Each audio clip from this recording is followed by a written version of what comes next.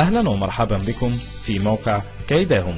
نقدم لكم اليوم موضوعا: اتبعي هذه الخطوات قبل الذهاب إلى النوم حتى تستيقظي أكثر جمالا. اجعلي تلك الخطوات روتين لنفسك قبل النوم حتى تحصلي على بشرة مثالية ووجه مشرق كل صباح.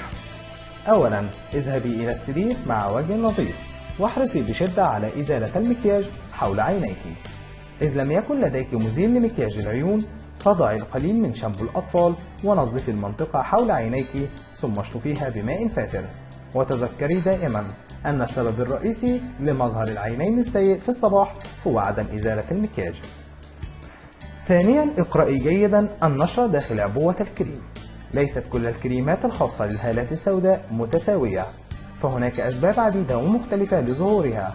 فهناك لون داكن يسببه العروق الزرقاء الموجودة تحت الجلد، وعلاجها وضع كريم يحتوي على فيتامين كي، والذي يدفع الدم الغير مشبع بالأكسجين خارج المنطقة ويدفع بدماء جديدة.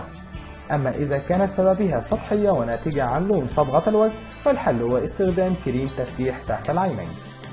ثالثا، أفضل شيء واحد يمكنك القيام به لبشرتك في الليل هو وجود جهاز التحكم في رطوبة الغرفة وتشغيله أثناء النوم، خاصة في فصل الشتاء، حيث أنه من الأهمية الحفاظ على ترطيب وجهك أو جسمك بشكل مستمر. أخيرا، النوم والراحة يساعدك على ضبط الرغبة الشديدة في الطعام.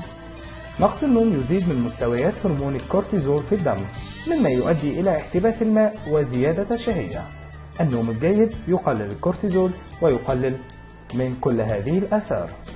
تعرفي على المزيد والمزيد من النصائح من خلال الرابط الموجود أسفل الفيديو، ولا تنسي الاشتراك معنا لمتابعة كل جديد من خلال زر سبسكرايب أو اشتراك الموجود أسفل الفيديو. شكرا لكم.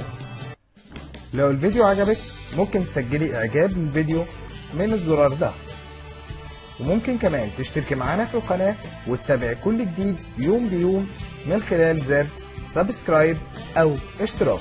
اضغطي عليه وتابعي معنا الجديد يوم بيوم. شكرا للمتابعة وانتظرونا في الجديد.